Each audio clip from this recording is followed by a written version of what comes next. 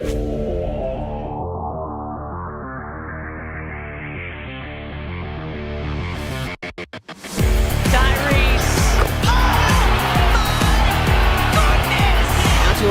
Tobias Harris, and Tobias drills it! Sixers up one! Embiid fakes, Embiid down the lane!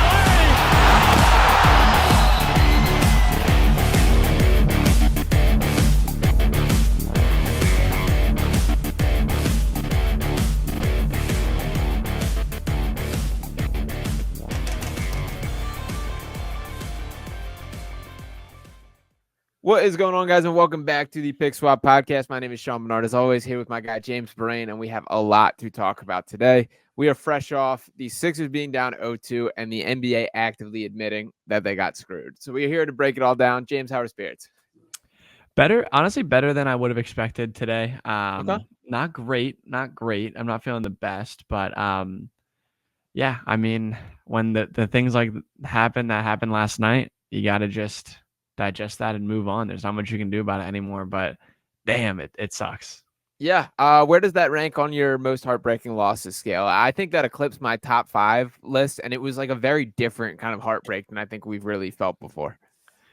Yeah, I haven't. It's to have like a top 5 or top 10 of those is like brutal. And you have to like cut some off too. Like there's others that are in the mix there. 100%. Yeah, it's up there for sure. It was confusing. It happened way too fast. Like it wasn't like the fourth quarter collapse like normal. It was like on top of the world with 48 seconds left, and then you find yourself just confused and pissed at the end of the game. So definitely not a good one. Definitely not a good one.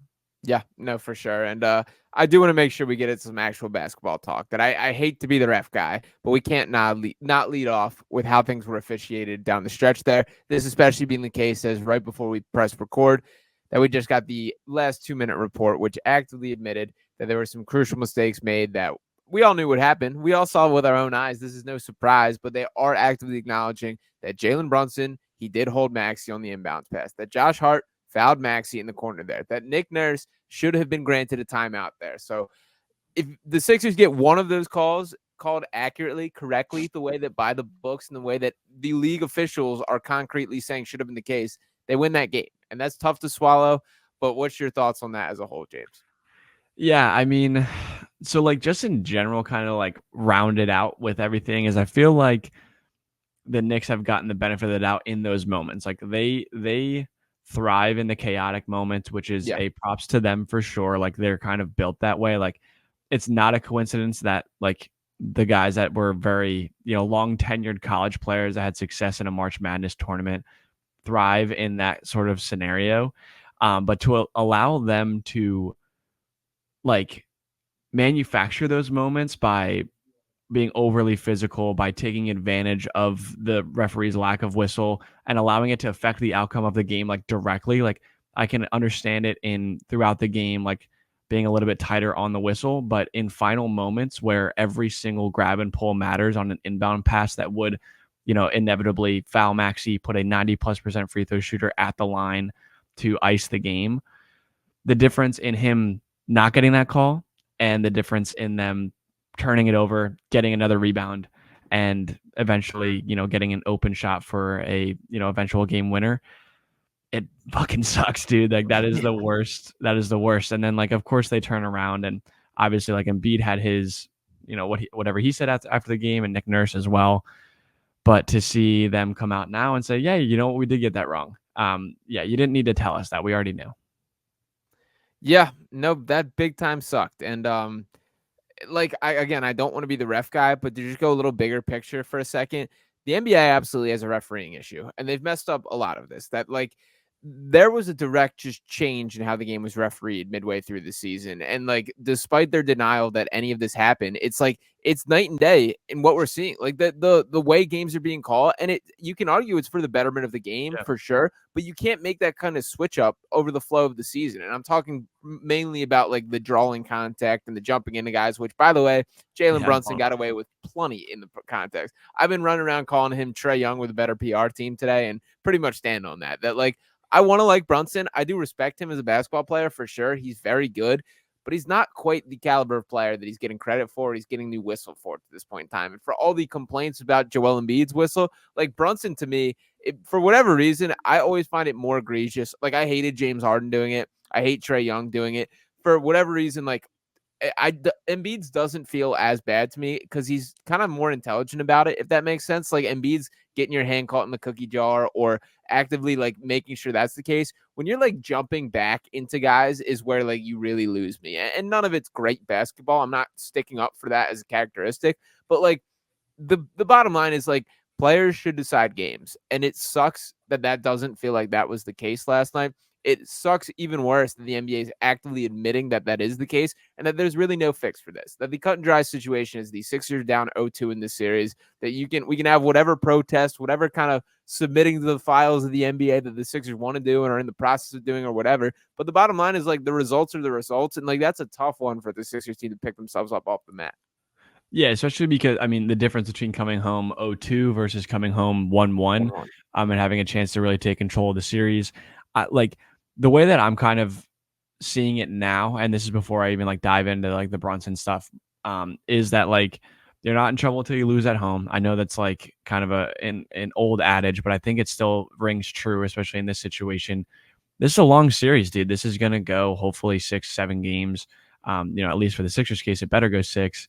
And, it's going to be one where you have to battle, and they're a team that's not going to go away. They're a team that's like willing to do whatever it takes. And like, I think the frustrating part about it is, similar to what Embiid said, is like the Sixers have been the better team for the majority of both of the first 2 games. Like I think there's a dimension where they're up 2-0.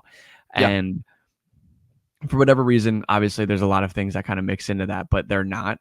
And you can't, as Sixers fans, I think in general, this is the last time I'm going to like kind of go back on anything. Like as Sixers fans in general, I think we need to just like the dire, like, woe is me like thing that like this entire fan base does like kind of needs to stop, in my opinion. Like this was a terrible one and definitely worth like giving a lot of shit for, but like get up, game 3 at home on Thursday. Like it's time. Like this is a series. This isn't a 1-game thing. Like go back at it. This team has to be better than you 2 more times at least. And I just don't think that they're that much better than you. Like I don't think that they're better than you. I think that you can go and win these games.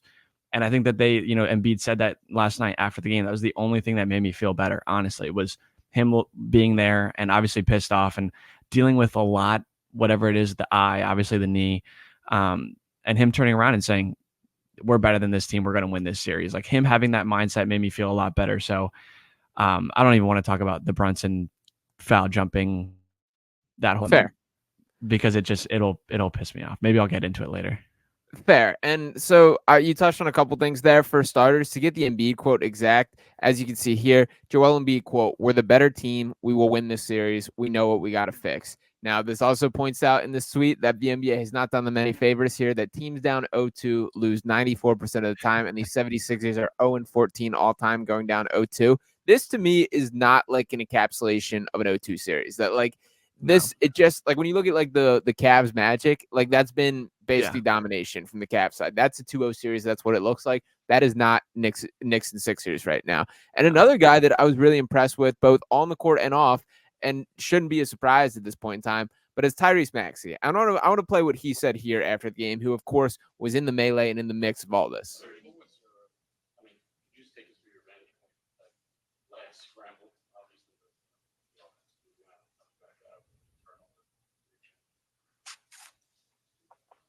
Just got to rebound. Can't turn the ball over. I can't turn the ball over. Can't lose the ball, and we got to get the rebound. So not a ton, but the fact that he just took it on the chin and wore it is like as veteran of a response as you can really get. And this comes after what we would be remembering this game as the Maxey flu game if this shakes out a little differently. He was terrific, man. And what was most impressive to me about Maxey specifically, Joel will have the injury conversation in a second, but it was crystal clear he just didn't have it down the stretch there, that his body would not allow him to. And by the way, still played fantastic, still was the best player on the floor in that game. But it was Tyrese taking over down the stretch, and he did it, man. He did everything this team asked of him, did everything it needed to it.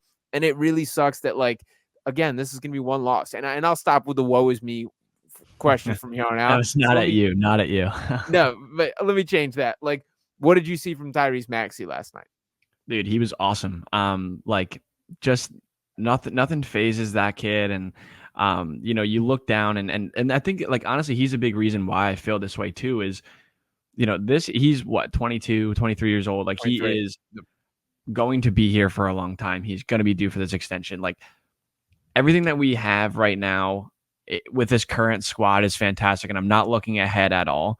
But the way that he's played in the first two games of this playoff series, where even at times, like, they've thrown different looks at him, physical defenders, bigger defenders.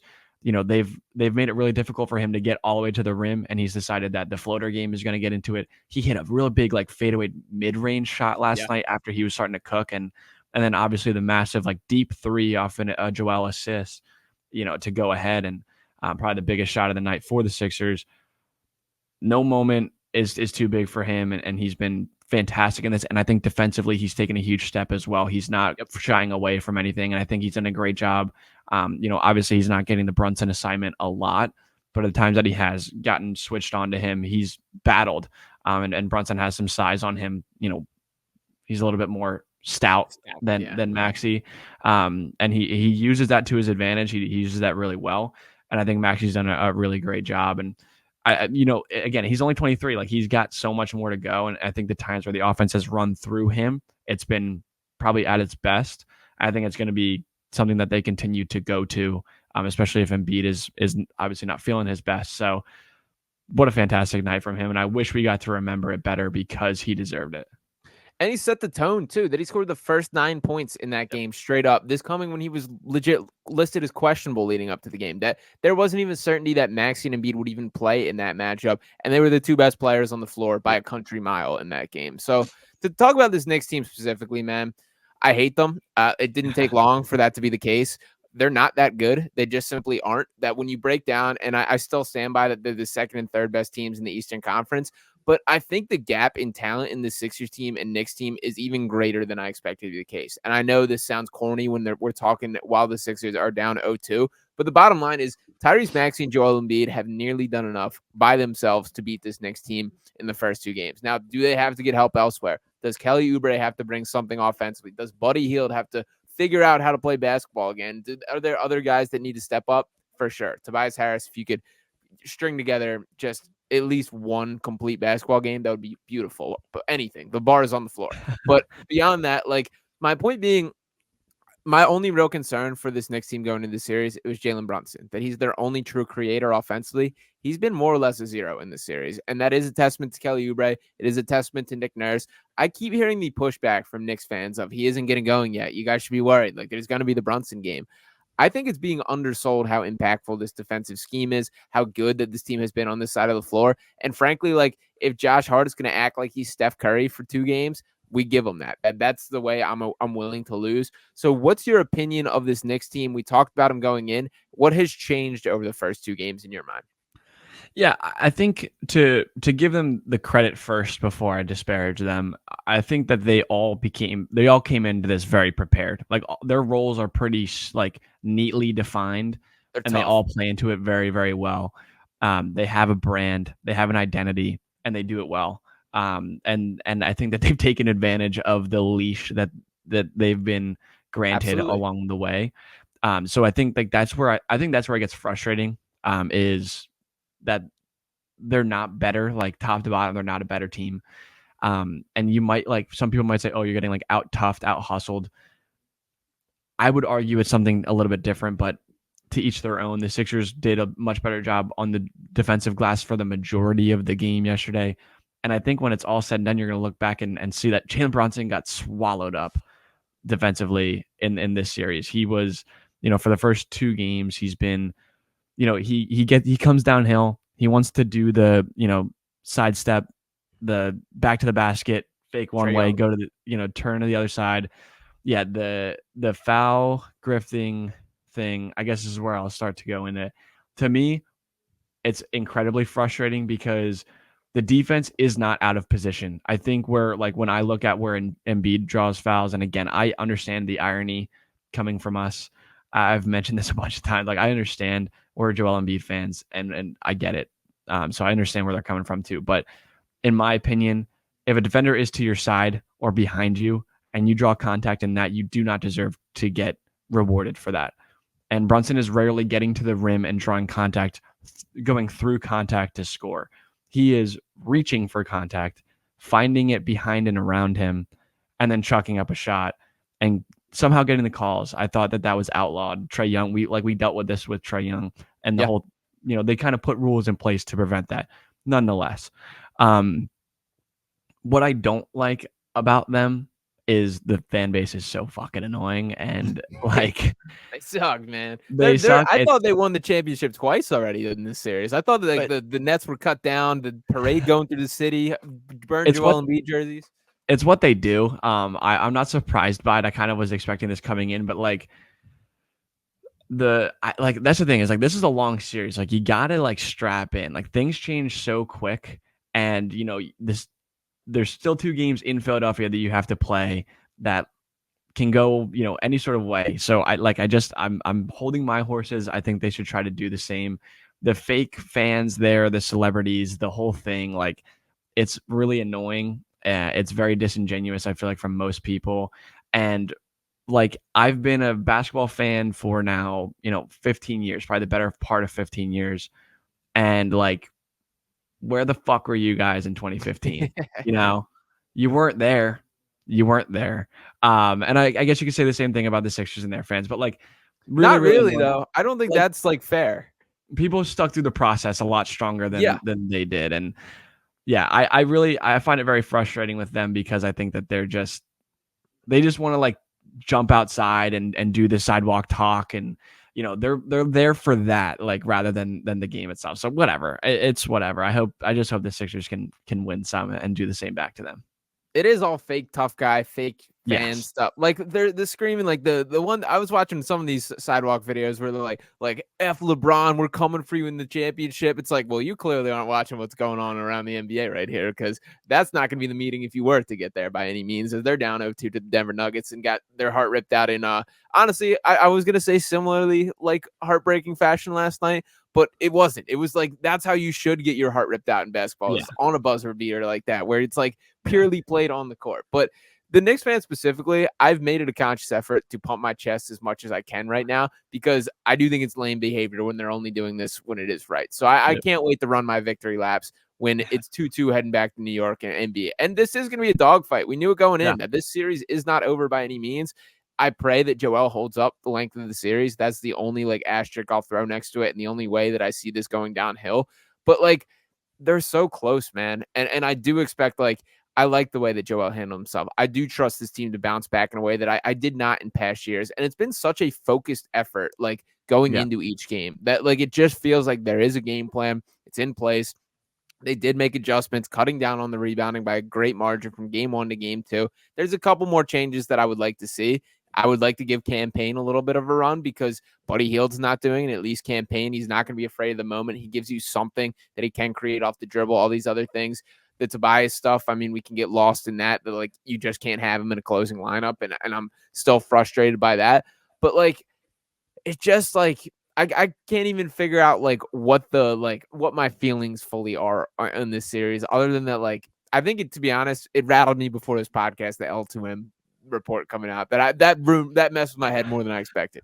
Yeah, I mean, it's like when you have a game ripped away like that, and then for them to turn around and be like, yeah, we messed that up, but like on the game Whatever. 3, it's really frustrating. But I will agree with you in a lot of sense there. Like, they have been very targeted, very focused. I think that they have had a great game plan, and like you said, it's like when Josh Hart, who is a career like 30% free throw shooter, is shooting like 70% on the series. Like, it happens. Like, again, you can't take that away from him. He's done a very good job. He's stepped up. That is going to end. Like, that is going to end.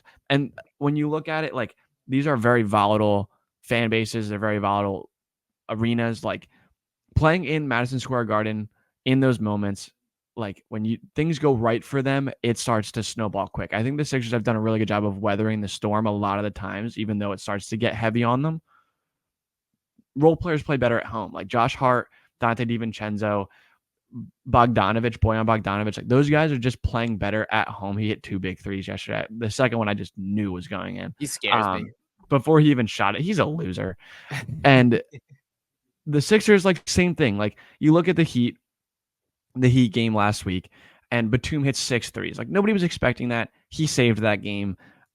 And obviously, like you weren't expecting him to have the same type of performance since, but like those guys step up in those moments. I expect them to have a better bench performance. Obviously, the Sixers bench is getting murdered by their bench. Not really even something to compare at this point, but like those types of things go your way. You've been in like last second situations in both games. Things start falling your way. I think they have to continue to match the physicality. And I don't know who it's going to be. I don't know if it's got to be Ricky. I don't know if it's got to be Paul Reed. I don't know if it's got to be Campaign, even though he's, not physically larger than anybody, but like in there with just the energy. I don't know who it has to be, but like their physicality needs to be matched, and they need to be like headstrong about everything and just continue to go with their game plan. Because I do think that like the floodgate will open at some point, and like they're going to win these games. They just have to stay strong. And I genuinely think like Nick Nurse in that 2019 championship run against Milwaukee in the Eastern Conference Finals went down 0-2, lost by 22 in game 2 against the Bucks, came back and won 4 straight. Like that's the type of feeling I'm feeling right now. I feel good. Like that's where I'm at. I'm not going to let the other stuff like kind of cloud my mind at this point. You know who this team misses a ton? Who? DeAnthony Melton. Yeah, like, dude.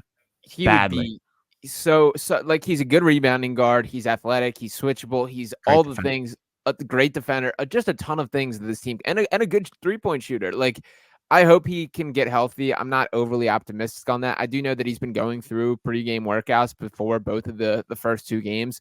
It seems like a prayer. But like, dude, they could use him so much. And like, again, it depends what he even has left in the tank. He didn't look particularly good when he did come back on the floor, and it's been a while since he's played consistent basketball. But just kind of a thought on the injury side of things there.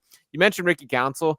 I want to see Ricky, man. And I don't know if Nurse does it, but I think you just throw him a couple minutes where he just goes nuclear, where it's just Ricky Council, balls to the wall, sprinting up and down the floor. That can change the flow of a game, that he is one of those energy guys. Also, like, I don't think we're going to get it. I thought it was going to happen in last game, but B-Ball Paul and Joel Embiid on the floor together, man. Like, if we're talking about the rebounding issues, and even though it was better for most of game 2, it still killed them down the stretch there. That like all this complaining about the refs straight up just does not happen if you don't let Isaiah Hartenstein get that offensive board at the end there. I have to see some Joel Embiid and B-Ball Paul sharing the floor together because he is the best rebounder on this team. And specifically this version of Joel Embiid, like Joel in general is not the most gifted rebounder. And we've talked about that plenty, how he gets them because of how big he is, but it's not like he has a skill for going up and getting a board in the way that you see with guys. I do think Paul Reed does. So you pair that. And then when you think about it on the offensive end, we're not seeing a ton of Joel Embiid drive into the paint these days with the state of his knee. That it's a lot of those mid-range jump shots. It's a lot of kind of the spot-up jumpers that, like, if that's the case, throw B-Ball Paul in the mix and let him crash the glass. And you never know what madness can occur. That, like, even if he scrapes together 2 extra possessions throughout the game, that can make a difference. So those are a couple things that I want to see. Yeah. Are there any other changes or any guys that you think need to be in there or need to step up here? I think the Paul Reed, especially like in those late moments, like if you could have gotten Reed in a post Kyle Lowry free throw for Toby, like he at least fights for those rebounds and they're not clean picks from the Knicks and then, be able to kick out. Yeah, I thought we were going to see that yesterday. And, especially in those moments where like the Knicks are just firing shots and you need to secure boards, like he, should jump in there. I don't know, man. I don't know what you do. I feel like the guys that played yesterday were good enough to win that game. Like that's, you know what I mean? Like it's hard to like look back and pick it apart because they could and should have won that game. I think like Oubre's just got to be more aggressive in those moments. I thought Tobias was solid in a lot of ways yesterday. Like the scoring just isn't there. Like he just doesn't have it. Assassin scored. Tell a friend to tell a friend. What happened? I know. But defensively, I thought he was good. He did some good transition defense as well. Not to harp on that, but I think that they do have guys up and down this lineup. Like Rocco would be another guy to be, great to have in those late rebounding moments. I feel like he'd be a good bigger body to put in there. Yeah, I mean, I thought we were going to see some Paul Reed and Embiid minutes, and maybe they will, dude. Like they talk about this, like they have that playoff toolbox. It's start to open it up, man. It's time. It's time to dig into this. It's do or die at this point. You gotta fight and scratch and claw at this point. It's like I think if you get like the Knicks feel like they're desperate every single game. You got to get to that same type of desperation in order to beat them because you're better than them. It's just about playing with the same like feeling that they have. And now you're down 2-0. You got to have it. So hopefully, man, I feel confident that they can get to that point. I feel like Nurse is willing to do anything. So I hope that he, gets creative and does some weird shit. And I think that, down this stretch here, these next 2 games, we might see hopefully some difference. I thought that defensively they've done like a bunch of different stuff. They've thrown a bunch of different looks at them, which kind of goes unnoticed for times. But I think that they've done a really great job on that, and it's time to start figuring it out on the other end. A couple people I want to dig in on here. Number one, Kelly Oubre. For starters, if you had told me at the beginning of the season that Kelly Oubre would carve out a niche on this team as the defensive glove or the defensive stopper, I would have straight up thought you were a liar. I hesitate to be too harsh on him because he's been awesome defensively. He's probably the number one driving force why Jalen Brunson has been as quiet as he has. Definitely got the primary matchup. Batum has had opportunities. Tobias has had opportunities. Maxey as well for stretches. And Embiid specifically is hedging in the pick and roll sets rather than playing drop coverage, which he does not like to do. So give him credit there as well. But with Kelly, he's become the tertiary scorer on this team, the third scoring option, and he has not been that thus far. What do you think is, and by the way, has also smoked a couple layups in some pretty bad situations. What's kind of your review of Kelly through 2 games? What do you need more from him? How harsh am I being asking for more? Dunk the ball, dude. Dunk it. Go in there and dunk. I need a Kelly Oubre dunk to start the game. Like, I don't know if they have a play. I don't know if they have a play in their book to get him an open dunk or get him something like clean like that. I want him to punch it, scream at somebody, and like set the tone immediately. Like that's where I would be looking first. Because I think that he's a guy that plays in those like waves. He's a guy that rides the wave that he's on in the moment. He's done a great job defensively, and you like shout out to him for doing that. That's not his rap sheet. That's not who he's been throughout his career. He's done a great job of kind of changing the tune on that so far in this series. But where he is a dirty, grimy player. And I think he needs to kind of get back to that on the offensive end. He's definitely picked that up on the defensive end. He's not afraid of the contact. He's enjoying taking this personally with Brunson. I want the same thing on the other end where he feels like he needs to get you 15. He needs to get you 18 in order to help you win. And there are moments for that. There definitely are moments for him to capitalize. So again, I think that they're all taking this to that extent. It can't be just Maxey and Embiid that what they combined for almost 70 points last night, and they finished with 101. 101. They scored 69. Yeah, so like they need more. They need more, just in general. And obviously, like Batum will step up. He had a couple big shots yesterday. Tobias, needs to take that step as well. But he healed. There's a lot of guys that could step up and take those shots, but it does kind of come back to Oubre, who's been that, third guy. You said, third guy, and hopefully he takes that like the right way where it's like, dude, we need you. We need you to not only be on the defensive end, that dog. We need you the same guy over here to, get tough buckets, go at the rim, challenge Hartenstein, get those guys in foul trouble the way you were doing during the season. He has that in him. So I'm looking forward to it, man. I trust him. Yeah, I think the biggest things that are missing to me, number one, like he was making a living off the backdoor cuts and putting himself in position for putbacks, specifically early on in the season. And part of this, I think, definitely is correlated to the amount of time that Embiid missed, that it felt like the offense was clicking cleaner in the first half of the season where they were finding Kelly on a ton of those duck-ins, a ton of the backdoor. And obviously the one that sticks in our brain was basically the game winner in that Miami series. But it feels like that's just not happening as often as it was. And also, like, he's the lone guy on this team, really, or at least in the rotation right now, that is a constant lob threat. Use that, man. Like, those are tone-setting plays for sure. So I would love to see him more involved in those specific ways and as a cutter for sure. Again, I do hesitate to be too overly critical because he's been pretty terrific defensively, and that's kept the Sixers in game for stretches, keeping Brunson at large. The next guy I wanted to dig in on is Buddy Hield, man. I've been a Buddy Hield guy. I pounded the table saying it's going to come. It's going to come back. I know that role players play better at home, but dude, it looks pretty hopeless out there. That like the lack of pop in his game is surprising and really disappointing to me.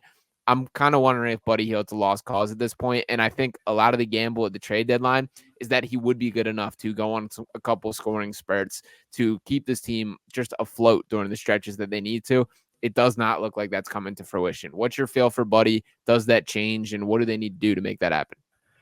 Yeah, dude, it sucks. I like the Knicks are doing a good job. They definitely, did their research on him. They're running him off the line and making him put the ball on the deck, which I don't think really anybody wants to see from him. And he's done a fair job. He did that in the Heat game. He did a good job of that, but they were in that zone, so there was space for him to do that. He does not have a quick enough release where he's coming off screens and even pump faked one where he was I was like, damn it, dude, let it fly. I don't care. You got to shoot those. You're out here for one reason, and it's to at least chuck those up. You know what I mean? So, yeah, it's been frustrating because, it's frustrating. These guys get frustrating because their role is so defined. It's you got one thing to do, and if you do it, I thought he's competed defensively fine enough. Yeah. Surprisingly, I think Nurse demands a lot on that end, obviously, but yeah, I think the jumper has got to be something where it's it's got to go in, man. It's just got to go in. There was a couple of the last two games where it's that's just got to go. It's got to go. He's got to shoot it, and it's got to go. Otherwise, he's kind of don't need him out there if he's not going to take and make those shots. So it is frustrating. It's hard. Those guys are hard to gauge because it's he's only taken a couple of shots and he's missed all of them, which is brutal. But it is if he does, dude, if he breaks one of these, if he gets hot at home and makes 5-6 threes in a game, it's damn, it shit's over really quickly. So it's it's hard because he potentially has that in him, but when he's not shooting and not hitting, it's pretty bad. Yeah, for sure. And to give him a compliment before I lay into him a little bit, I do think that these have been some of his best defensive games ever. The way he is competing on the floor. Yeah, probably in his entire NBA career. But he's out there to be a shooter, man. He's out there to be a 3-point sniper, a guy that can space the floor. Particularly what's been frustrating to me is he's always been a very active off-ball mover. It's one of his more positive traits. Feels like he's doing it without a plan. There was one play that stood out to me last night where he ran from directly underneath the basket right to the top of the key and got the ball, but his back's literally facing the basket. And it's you're not creating a shot for yourself or anyone when you're doing things like that. And now in a little bit of his defense, I would appreciate a greater effort from Nick Nurse to create shots for him that run him off pin downs, create some bag screens where you can create open looks for him. Just a little more opportunity within that, I think would be nice. And I think he's a good enough shooter to which he deserves that. But the bottom line is he just hasn't been good. There's no ability to beat a guy off a dribble, no real ability to kind of penetrate. He essentially is a spot up shooter. And I thought he was more than that. And I've seen flashes of him being more than that, which is frustrating as well. I brought up Campaign because I do think that to me is probably the swap here. That Campaign, he's worse defensively than Buddy, which is saying something. He doesn't have a quick release either. He shoots it like a toddler, which we've mentioned. But if Buddy doesn't have a quick release either, I do know Campaign will not be afraid of the moment. He is a guy who's shown it in the playoffs before. He's got a 29-point playoff performance under his belt already in his career. What do you think of that? Is that the move here? Do you have anything else? Yeah, I think it's hard to mix in another 6 foot and below guard. You already have Maxey and Lowry, and I think it's tough. Both of those guys either have to be off the court or you have to be doing something different defensively for him to be on the court, and that's probably why he's not playing. I think what you mentioned too, we've seen at times, there was a game, again, it might have been the Pistons game or whatever it was, or the Magic game, whatever it was, when Hield had 8 threes in that game. But it started when he got often baseline out of bounds, screen from Joel at the wing, and he came down, got a clean pass, a clean look, knocked it down, and then he started going. Yeah. So I would appreciate in those moments, early on in the game where you're still figuring it out, who's going to play the minutes, it'd be great to get a look where you draw up a play, you have a play for Hield where he's coming off a screen, similar to what I just said with Kelly. I know it's easier said than done, but have something in place where it's these role players got to get going. We got to make sure that they're part of the game plan here. We got to make sure that they're contributing and making life easier on Joel and Tyrese. Get that guy going because he can swing you the game. In terms of Cameron Payne in general, I'd be happy to see him out there. Like I know like he might be like kind of controversial at times, but some people don't think he's very good. But like honestly, the ball comes out of his hands and I think it's going in. Yeah. Which is, not something you can say about everybody. And he definitely he tries his ass off, dude, and he's a great energy. He's a spark. He's a great energy out there. And if he got some minutes, I definitely would not be opposed to that. Like I'm not opposed to it at all. I think that some of these guys should have a shorter leash. Like you have a deep enough bench right now to, if some guys aren't going to be, if some guys don't have it that night, that game specifically, or even just in that moment, and you have to yank them early, you got to do what you got to do. Like right now, like I said earlier, it's do or die. You got to do it. So yeah, maybe Cameron Payne is the difference maker in game 3. Yeah, who knows? I got one more idea I want to jump or bounce off you here. What do you think about throwing KJ Martin on Josh Hart duty for a period of time? Like, particularly what I mean there is like on the offensive glass. The Josh Hart is like, obviously rebounding across the board has been an issue, and like Isaiah Hartenstein has done plenty of damage as well. But it feels like Josh Hart is like the back-breaking rebounds that when he comes flying in off the 3-point line. I think KJ Martin, like he's matches up fairly well from like a size and a body standpoint. What do you think of that idea? I don't hate it at all, dude. I said the same thing yesterday, actually. Like he's another guy that like, if you put him in the game and you're like, KJ, here's your job. Yeah. Play defense on this guy who doesn't shoot very well. You can give him a couple feet of space, box him out, and rebound. Like if those are your 3 to-do list items, you got to believe that a guy that of his, like, he's a smart kid. He played enough basketball to be able to do this. He's been around the game for a long time. And athletically, physically, he's definitely capable. He's one of the few guys that will sky up for a rebound. I saw Oubre go up one-handed. He does the one-handed rebound he does. And I want him to do it more, but he got one like early yesterday. And I was like, yes. Go up and get that ball. Don't let them come from behind you and tip it out. Go get it. I think if like Martin had that, they put him in with that mindset. Here's your duty today. Here's what you have to do. I think that he could be, again, offensively, he's not there. I don't know what he would do. Maybe dunk. I don't know. Maybe he'll dunk. But He'll catch lobs. He'll catch a lob. Yeah. So I don't hate that at all. I think that could be, again, I think that it's time to like look into that. I think it's time to say like nothing is off the table right now. If we need something of that sense, go for it. Yeah, and this has been a very pro Nick Nurse podcast throughout. It hasn't been great through 2 games, if I'm being honest. That I've been disappointed in the lack of creativity, the really lack of the adjustments game to game. I'm fine with, but as far as like the inflow, like I thought there'd be more creativity than there has been, and now's the time where you got to dig in that bag because like if you don't, this team's going to Cancun in a couple days. Like, so I guess like I'm kind of feeling like now the ball's in Nick Nurse's court. Like if you are this championship coach, which we know him to be already, it's time to step up and prove it. That I need to see something out of Nurse as far as some scheme stuff. And again, he hasn't been horrible by any means. That like the Brunson stuff's been great. There's other things that have gone very well. A lot of like the downfalls we spoke plenty about are not directly his fault. But would you agree with my assessment that I've been a little underwhelmed by Nurse so far? I would say potentially a little bit offensively, like the stuff that we're like yearning for on the offensive end. I think defensively they've been great. And the one thing I will say is like we're looking back at this and saying like they should have won. If you came out of New York with 1 win in like a hard fought series like this and you were coming back home with a split series, like I think we'd all be like pretty good. So I don't want to like turn on anybody. I think that he's done a good job, and I think that I think the thing that I always like kind of gravitate towards is like he gives a shit like so much. Like he is so into it. And I think that he's definitely doing like everything he can. So I wish that there was, some more free flowing offensive abilities at times and certain guys were getting going. But at the end of the day, it does come down to the guys that are on the court. But yeah, I think I'm not ready to give him much flack yet.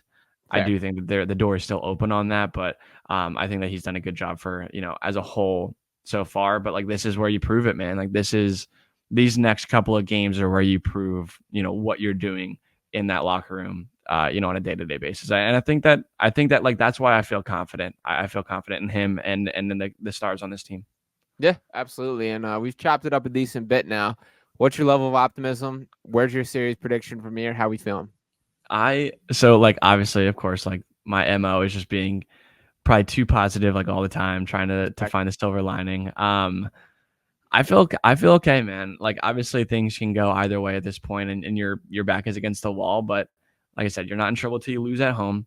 If you can win these two, like the Knicks won those two by the skin of their teeth, you got to do the same thing at home. There's no reason for me to believe that they can't win these games. So I don't know why I would believe that. So I feel like, I mean, I'm not gonna say 4 in a row. Let's go Sixers and 7. Like why not? I'm sticking with 4 in a row. I'm sticking with Let's Sixers do and it. 6. Yes. I'm not moving Yes, off it. Sean. I think they blow this team out on Thursday. But it feels like it's going to Yeah. be one of those where they can't miss, where everything goes right. They just feel like the amount of just karma in the universe that has swung in the New York direction through these first two, it's got to come back. It's got to come Yep. back towards the middle. And maybe this is just a cursed franchise. We got to stop hoping for that kind of stuff.